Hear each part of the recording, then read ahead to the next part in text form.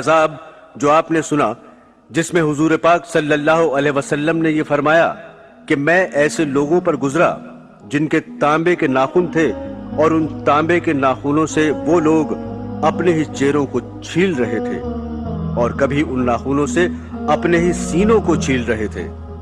حضور پاک صلی اللہ علیہ وسلم فرماتے ہیں کہ میں نے جبرائیل علیہ السلام سے معلوم کیا کہ یہ کون لوگ ہیں، تو حضرت جبرائیل علیہ السلام نے جواب دیا کہ یہ وہ لوگ ہیں جو لوگوں کا گوشت کھاتے تھے، یعنی ان کی غیبت کیا کرتے تھے اور ان کی عزتوں پر ہاتھ ڈالتے تھے۔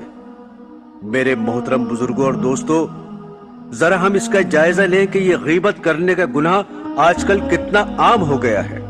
کوئی مجلس اس سے خالی نہیں، کوئی گفتگو اس سے خالی نہیں۔ یہ ایک ایسی مصیبت ہے جو ہماری مجلسوں پر اور ہمارے معاشرے پر چھا گئی ہے۔ حضور اقدس صلی اللہ علیہ وسلم نے اس پر بڑی سخت وعیدیں بیان فرمائی ہیں، اور قرآن کریم میں غیبت کے لیے اتنے سنگین الفاظ استعمال کیے گئے ہیں کہ شاید کسی اور گناہ کے لیے اتنے سنگین الفاظ استعمال نہیں کیے۔ چنانچہ قرآن حکیم کہتا ہے کہ ایک دوسرے کی غیبت مت کرو، کیونکہ یہ ایسا برا عمل ہے جیسے اپنے مرے ہوئے بھائی کا گوشت کھانا۔ کیا تم میں سے کوئی اس کو پسند کرتا ہے کہ اپنے مرے ہوئے بھائی کا گوشت کھائے؟ تم اس کو بہت برا سمجھتے ہو، لہٰذا جب تم اس عمل کو برا سمجھتے ہو تو غیبت کو بھی برا سمجھو۔ اس پر ذرا غور کریں کہ اس میں غیبت کی کتنی برائی بیان فرمائی ہے۔ ایک تو انسان کا گوشت کھانا، اور انسان بھی کون سا؟ اپنا بھائی، اور بھائی بھی زندہ نہیں بلکہ مردہ۔ اپنے مردہ بھائی کا گوشت کھانا جتنا سنگین ہے، اتنا ہی دوسرے کی غیبت کرنا سنگین اور خطرناک ہے۔ آج کل تو کچھ لوگ ایسے ہو گئے ہیں کہ وہ غیبت کو گناہ ہی نہیں سمجھتے، اور کچھ لوگ ایسے بھی ہیں کہ غیبت کر رہے ہیں اور سن رہے ہیں، لیکن وہ یہ سمجھتے ہیں کہ یہ غیبت ہی نہیں، حالانکہ وہ غیبت ہے۔ میرے دوستو، غیبت کسے کہتے ہیں؟ غیبت کہتے ہیں کسی دوسرے کے پیٹھ پیچھے اس کی ایسی برائی بیان کرنا جس کے بیان کرنے کو وہ ناپسند سمجھتا ہے، اور وہ برائی اس کے اندر موجود ہو، جھوٹ نہ ہو، تو یہ غیبت شمار ہوگی۔ حدیث میں آتا ہے کہ ایک صحابی نے حضور اقدس صلی اللہ علیہ وسلم سے سوال کیا، یا رسول اللہ، غیبت کیا ہوتی ہے؟ تو آپ صلی اللہ علیہ وسلم نے جواب میں فرمایا، اپنے بھائی کا اس کے پیٹھ پیچھے ایسے انداز میں ذکر کرنا جس کو وہ ناپسند کرتا ہو، یعنی اگر اس کو پتہ چلے کہ میرا ذکر اس طرح اس مجلس میں کیا گیا تھا تو اس کو تکلیف ہو، تو یہ غیبت ہے۔ ان صحابی نے پھر سوال کیا کہ اگر میرے بھائی کے اندر وہ خرابی موجود ہو جو میں بیان کر رہا ہوں، تو آپ صلی اللہ علیہ وسلم نے جواب میں فرمایا کہ اگر وہ خرابی موجود ہے تب وہ غیبت ہے، اور اگر وہ خرابی اس کے اندر موجود نہیں ہے اور تم جھوٹ کہہ رہے ہو تو پھر یہ غیبت نہیں بلکہ یہ بہتان بن جائے گا اور دوسرا گناہ ہو جائے گا۔ اور بعض لوگ تو غیبت کو درست بنانے کے لیے یہ کہتے ہیں کہ میں غیبت نہیں کر رہا ہوں، میں تو اس کے منہ پر یہ بات صاف صاف کہہ سکتا ہوں۔ یاد رکھو، چاہے تم وہ بات اس کے منہ پر کہتے ہو یا نہ کہتے ہو، وہ ہر حالت میں غیبت ہے، اور یہ گناہ کبیرہ ہے۔ اور یہ ایسا ہی بڑا گناہ ہے جیسے شراب پینا، ڈاکہ ڈالنا، بدکاری کرنا گناہ کبیرہ ہے۔ دونوں میں کوئی فرق نہیں، وہ بھی حرام ہے، یہ بھی حرام ہے۔ بلکہ غیبت کا گناہ ان گناہوں سے زیادہ سنگین ہے، اس لیے کہ غیبت کا تعلق حقوق العباد سے ہے۔ اس لیے خدا کے لیے اس کا اہتمام کریں کہ نہ غیبت کریں اور نہ غیبت سنیں، اور جس مجلس میں غیبت ہو رہی ہو اس میں بات چیت کا رخ بدلنے کی کوشش کریں، ورنہ اس مجلس سے اٹھ کر چلے جائیں، اس لیے کہ غیبت کرنا بھی حرام ہے اور سننا بھی حرام ہے۔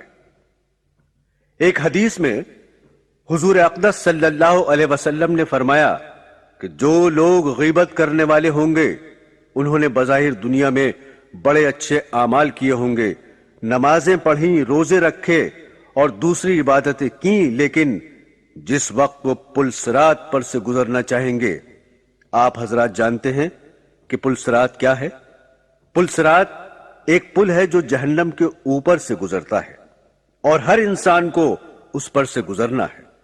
اب جو شخص جنتی ہوگا وہ اس پل کو پار کر کے جنت میں پہنچ جائے گا، اور جس کو جہنم میں جانا ہے اس کو اسی پل کے اوپر سے نیچے کھینچ لیا جائے گا اور جہنم میں ڈال دیا جائے گا۔ لیکن غیبت کرنے والوں کو پل کے اوپر ہی جانے سے روک دیا جائے گا اور ان سے کہا جائے گا کہ تم آگے نہیں بڑھ سکتے جب تک اس غیبت کا کفارہ ادا نہیں کرو گے، یعنی جس کی غیبت کی ہے اس سے معافی نہ مانگ لو گے اور وہ تم کو معاف نہ کر دے، اس وقت تک جنت میں داخل نہیں ہو سکتے۔ ایک روایت میں ہے کہ حضور پاک صلی اللہ علیہ وسلم کے زمانے میں دو عورتیں تھیں، ان دونوں نے روزہ رکھا اور روزے کی حالت میں دونوں خواتین آپس میں بات چیت میں مشغول ہو گئیں اور باتوں ہی باتوں میں غیبت شروع ہو گئی۔ کسی کا ذکر شروع ہوا تو اس کی غیبت بھی شروع ہو گئی۔ تھوڑی دیر بعد حضور اقدس صلی اللہ علیہ وسلم کے پاس ایک صاحب آئے اور آ کر بتایا کہ یا رسول اللہ، ان دو خواتین نے روزہ رکھا تھا مگر اس وقت ان کی حالت بہت خراب ہو رہی ہے اور پیاس کی وجہ سے گویا ان کی جان نکلنے کے قریب ہے۔ حضرت صلی اللہ علیہ وسلم کو بظاہر بذریعہ وحی یہ معلوم ہو گیا ہوگا کہ ان عورتوں نے غیبت کی ہے، چنانچہ آپ صلی اللہ علیہ وسلم نے حکم فرمایا کہ ان عورتوں کو میرے پاس لے آؤ۔ جب ان عورتوں کو حضور پاک کے پاس لایا گیا تو آپ صلی اللہ علیہ وسلم نے دیکھا کہ واقعی ان کی حالت تو بھوک پیاس کی شدت کی وجہ سے بہت خراب ہو رہی ہے۔ پھر آپ صلی اللہ علیہ وسلم نے حکم فرمایا کہ ایک بڑا پیالہ لاؤ۔ چنانچہ پیالہ آیا تو آپ صلی اللہ علیہ وسلم نے ان میں سے ایک خاتون کو حکم دیا کہ تم اس پیالے میں قے یعنی الٹی کرو۔ جب اس نے الٹی کی تو اس میں خون، پیپ اور گوشت کے ٹکڑے خارج ہوئے، یہاں تک کہ وہ پیالہ بھر گیا۔ پھر حضور اقدس صلی اللہ علیہ وسلم نے فرمایا کہ یہ تمہارے ان بہنوں اور بھائیوں کا خون ہے اور پیپ اور گوشت ہے جو تم دونوں نے روزے کی حالت میں کھایا تھا، یعنی ان دونوں نے ان کی غیبت کی اور غیبت کا انجام یہی ہوتا ہے۔ حضرت ابن عباس رضی اللہ تعالی عنہ فرماتے ہیں کہ سرکار دو عالم صلی اللہ علیہ وسلم نے شب معراج میں دیکھا کہ ایک قوم مردار اور مرے ہوئے جانور کھا رہی ہے۔ آپ نے حضرت جبرائیل علیہ السلام سے پوچھا کہ یہ لوگ کون ہیں؟ انہوں نے جواب دیا، یہ وہ لوگ ہیں جو لوگوں کا گوشت کھاتے تھے، یعنی لوگوں کی غیبت کرتے تھے۔ معزز خواتین و حضرات، اس غیبت سے ملتا جلتا ایک گناہ اور ہے جو اتنا ہی سنگین ہے بلکہ اس سے بھی زیادہ سنگین، اور وہ ہے چغلی کرنا۔ چغلی کی حقیقت یہ ہے کہ تم کسی کے سامنے کسی کی برائی بیان کرو، اور وہ برائی اس لیے بیان کرو تاکہ دونوں میں لڑائی ہو جائے، بدگمانی اور نا اتفاقی پیدا ہو جائے، اس کو چغلی کہتے ہیں۔ اور چغلی کا گناہ غیبت سے بڑھ کر ہے، اس لیے کہ غیبت میں تو صرف دوسروں کی برائی کرنا مقصود ہوتی ہے، لیکن چغلی میں تو برائی کے علاوہ یہ بھی مقصد ہوتا ہے کہ ان دونوں کے درمیان لڑائی ہو اور ان دونوں کے درمیان جو تعلق دوستی اور محبت ہے وہ ختم ہو جائے۔ مثلا ساس نے بہو کی باتیں سسر کے سامنے کہیں یا اس کے شوہر سے لگائیں، اب شوہر بھی بیوی سے ناراض ہو رہا ہے اور سسر بھی بہو سے بدگمان۔ یہ چغلی ہے اور حرام ہے۔ آج کل یہ مسئلہ عام ہو رہا ہے، گھر کے جتنے لوگ ہیں وہ ایک دوسرے سے کٹے ہوئے ہیں، اس لیے کہ ہر ایک اس چغلی کی مصیبت میں پھنسا ہوا ہے، جس کی وجہ سے گھر کا نظام درم برم ہو گیا ہے، گھر کا سکون غارت ہو گیا ہے، اور آخرت میں بھی اس پر بڑا عذاب اور وبال ہے۔ قرآن اور حدیث میں اس گناہ کی بڑی سخت وعیدیں اور سزائیں بیان فرمائی گئی ہیں۔ حضرت علا ابن حارث بیان کرتے ہیں کہ رسول خدا صلی اللہ علیہ وسلم نے ارشاد فرمایا کہ کسی بے عیب کو عیب لگانے والے اور چغل خوری کے لیے چلنے پھرنے والے ان دونوں جماعتوں کا حشر کتوں کی صورت میں ہوگا۔ بخاری شریف کی روایت ہے، آپ صلی اللہ علیہ وسلم نے ارشاد فرمایا، چغل خور یعنی جو ادھر کی ادھر لگاتا ہو وہ جنت میں داخل نہیں ہوگا۔ ایک اور مشہور حدیث میں ہے کہ ایک مرتبہ حضور اقدس صلی اللہ علیہ وسلم صحابہ کرام کے ساتھ تشریف لے جا رہے تھے، راستے میں ایک جگہ پر دیکھا کہ 2 قبریں بنی ہوئی ہیں۔ جب آپ صلی اللہ علیہ وسلم ان قبروں کے قریب پہنچے تو آپ صلی اللہ علیہ وسلم نے ان کی طرف اشارہ کرتے ہوئے صحابہ اکرام سے فرمایا کہ ان دونوں قبر والوں پر عذاب ہو رہا ہے۔ اللہ جل شانہ نے حضور اقدس صلی اللہ علیہ وسلم پر قبر کے عذاب کو منکشف فرما دیا تھا۔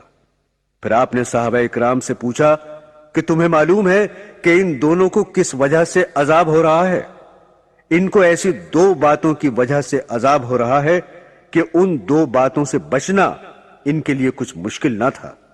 اگر یہ لوگ چاہتے تو آسانی سے بچ سکتے تھے، لیکن یہ بچے نہیں۔ اس کی وجہ سے یہ عذاب ہو رہا ہے۔ ایک صاحب کو اس وجہ سے کہ وہ پیشاب کی چھینٹوں سے نہیں بچتے تھے، احتیاط نہیں کرتے تھے، مثلا ایسی جگہ پر یا اس طرح سے پیشاب کیا جس کی وجہ سے جسم پر چھینٹیں آ گئی، اس احتیاط نہ کرنے کی وجہ سے عذاب ہو رہا ہے۔ اور دوسرے صاحب کو اس لیے عذاب ہو رہا ہے کہ وہ دوسروں کی چغلی بہت کیا کرتے تھے، اس کی وجہ سے قبر میں عذاب ہو رہا ہے۔ لہذا اس حدیث میں حضور پاک صلی اللہ علیہ وسلم نے چغلی کو قبر کے عذاب کا بھی سبب قرار دیا۔ امام غزالی نے لکھا ہے کہ دوسروں کا کوئی راز کھول دینا بھی چغلی کے اندر داخل ہوتا ہے۔ ایک حدیث شریف میں حضور اقدس صلی اللہ علیہ وسلم نے ارشاد فرمایا کہ مجلسوں کے اندر جو بات کی جاتی ہے وہ بھی امانت ہے۔ اب وہ بات آپ جا کر دوسروں سے کہہ دیں تو یہ امانت میں خیانت ہے اور یہ بھی چغلی کے اندر داخل ہے۔ بہرحال میرے دوستو، یہ غیبت اور چغلی کا گناہ اتنا بڑا عظیم اور سنگین گناہ ہے۔ اس کی سنگینی آپ نے احادیث کے اندر سنی، لیکن جتنا سنگین ہے آج اتنی ہی اس کی طرف سے لاپرواہی اور غفلت برتی جا رہی ہے۔ مجلسیں ان سے بھری ہوئی ہیں، زبان قینچی کی طرح چلتی ہے، رکنے کا نام ہی نہیں لیتی۔ خدا کے لیے اس کو لگام دو اور اس کو قابو میں رکھو اور اس کو اللہ اور اللہ کے رسول کے حکم کے مطابق چلاؤ، ورنہ اس کا انجام یہ ہے کہ اس کی وجہ سے گھر کے گھر تباہ ہو رہے ہیں، آپس میں نا اتفاقیاں ہو رہی ہیں، فتنے، فساد، دشمنی، خدا جانے کتنی خرابیوں کا ذریعہ ہے، اور آخرت میں تو جو عذاب اس کی وجہ سے ہونے والا ہے وہ تو اپنی جگہ ہے ہی۔ میرے